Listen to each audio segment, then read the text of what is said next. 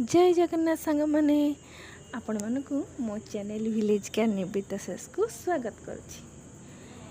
तो मोर ये channel T study उपरे ऑल क्लास मैथ साइंस ता सहित आपण मान किसी एंटरटेनमेंट पाई मो किसी फन वीडियो और फूड शॉर्ट वीडियो मध्य अपलोड करुच्ची। जदि आपण मानक मो चैनल भल लगुथिबो ता लाइक सब्सक्राइब निश्चय करेंगे।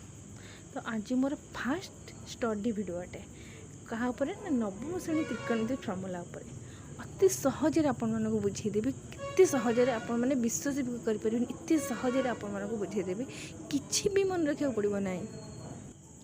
मु आशा करुच्ची आपण मानक मोर ए छोट वीडियो निश्चय भल लागिवो।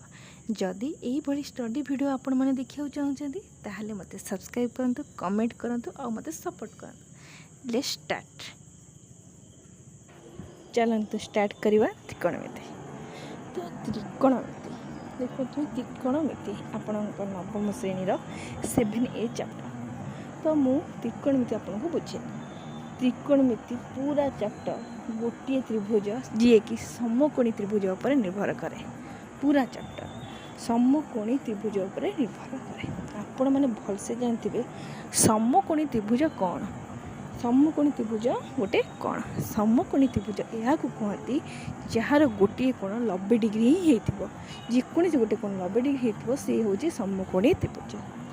आउ कौन समकोणी त्रिभुजर फॉर्मेट ना तार गोटे एच थिबो, पी थिबो आउ बी थिबो। एच कौन एच होची कर्ण, बी कौन भूमि, पी कौन होची उच्चता।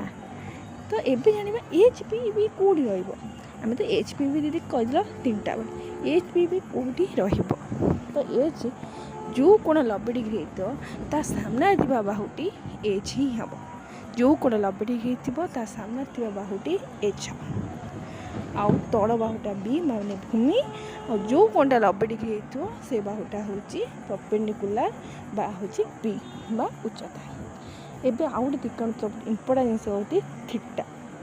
कौन थीटा थीटा कौन ना मु समकोणी त्रिभुजर जो कोण कथि थीटा लगेदेवी से एच पी बी 3टा जिनस चेंज हो।